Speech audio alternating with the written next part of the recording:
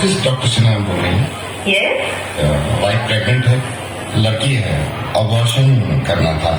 किससे बात कर रहे हो आप? क्या बात कर रहे हैं? लड़का चाहिए होगा आपको? नहीं, लड़का नहीं, लड़की ही चाहिए थी। तो फिर क्यों करा रहे हो abortion? क्योंकि रेप हो जाएगा इसका।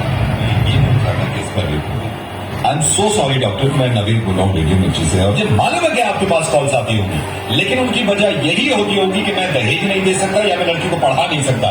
लेकिन अब कॉल्स आया करेगी और वजह ये हुआ करेगी डॉक्टर कि मैं अपनी बच्ची को पैदा नहीं होने देना चाहता क्योंकि इसका रेप हो सकता है। दिल्ली में 8 महीने की बच्ची का रेप हुआ। 8 महीने की बच्ची होती कितनी, अगर वो तंदुरुस्त ना हो, इंसान के एक हाथ में आ जाती है, उसका रेप हुआ है। सॉरी मैंने आपका वक्त भी ले लिया, लेकिन मैं बताना चाह रहा हूं सबको कि ये होने लगेगा, वरना इस चीज को बंद करवा दो। मेरी समझ में नहीं आता कि स्लोगन देखने के बाद लोग खुश हो जाते हैं, बेटी बचाओ बेटी पढ़ाओ। क्यों क्यों हम पहले ही जाहिर कर देते हैं कि बेटियां कमजोर है, पढ़ी लिखी भी नहीं है, इनको बचाना भी है। ऐसे स्लोगन क्यों नहीं बनते कि बेटे को बनाओ और ना माने तो थप्पड़ लगाओ। और जितने लोग इस बात को मानते थे ना कि लड़की घर से बाहर निकलती है तो रेप होता है, उसके रिश्तेदार ने बेडरूम में घुस के उसकी बच्ची के साथ रेप किया। जब इसके माँ बाप ने इस बच्ची को देखा तो खून में लथपथ पड़ी थी, पूरा हॉस्पिटल गूंज गया था इसकी चीख से।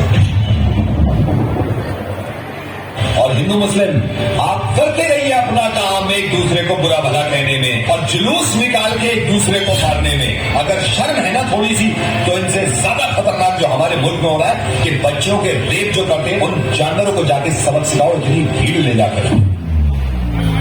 और कोई बताने की जरूरत नहीं है किसी को कि लड़कियां किसी से कम नहीं होती। जब आप किसी को ये बताते हैं कि लड़कियां किसी से कम नहीं है, इसका मतलब यह है कि कहीं ना कहीं पहले से ही दिमाग में हमने ठूस रखा है कि लड़कियां कम होती है।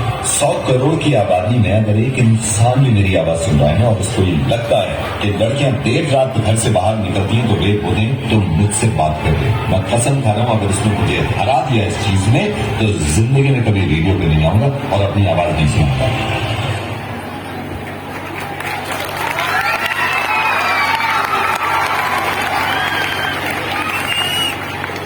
और सामाजिक कुरीतियों पर आधारित एक छोटा सा लघु नाटिका के माध्यम से एक बड़ा संदेश देने का काम किया। वास्तव में कहता है कि दिलों में विश्वास पैदा करता है, दिलों में